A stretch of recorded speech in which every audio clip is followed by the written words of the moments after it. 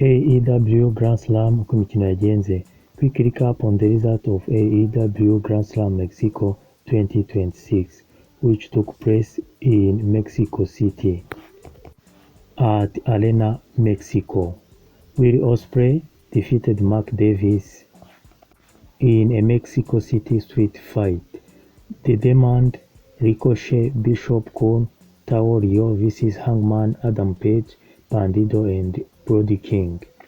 Hangman Adam Page and Bandido and Brody King defeated the demand to become the new AEW World Trio Champions. Kyle Fletcher defeated Speedball Mike Berry to retain the AEW International Championship.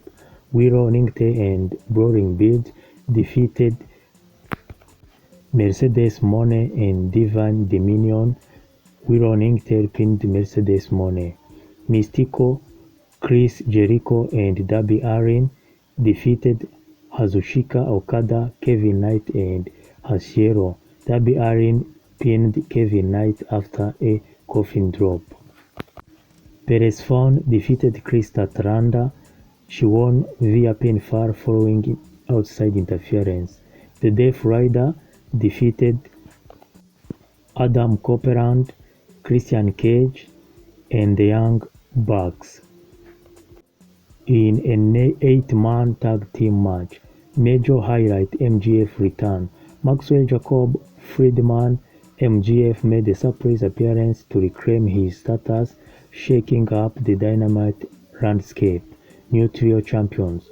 The dominant run of Demand came to an end as the powerhouse combo of Page, Bandido and King secured the gold. Darby Allin targets gold. Darby Allin's pinfall victory over TNT champion Kevin Knight heavily set the stage for a future title rematch, potentially building toward All In London. Uko imikino yagenze, ikaba ari imikino ya AEW Grand Slam yaberaga muri Mexico. Will Ospreay yatsinze Mark Davis, Hangman Adam Page, Bandido na Brody King batsinda The Demand aribo Ricochet, Bishop Kon ndetse na Taorio. Kyle Fletcher atsinda Speedball Mark Berry, Willow ndetse na Brawling Bed batsinda Mercedes Mone na Divine Dominion. Mystico, Chris Jericho ndetse na Darby Allin batsinda Kazuchika Okada, Kevin Knight ndetse na Hashiro. Persephone atsinda Chris Statlander. The Death Riders batsinda Adam Copeland, Christian Cage ndetse na The Young Bucks. Thank you for your time. Don't forget to like and subscribe. If you have any suggestion, recommendation, write a comment. This event took place on the 5th of August 2026. Thank you. Wakoze kubana nanjye.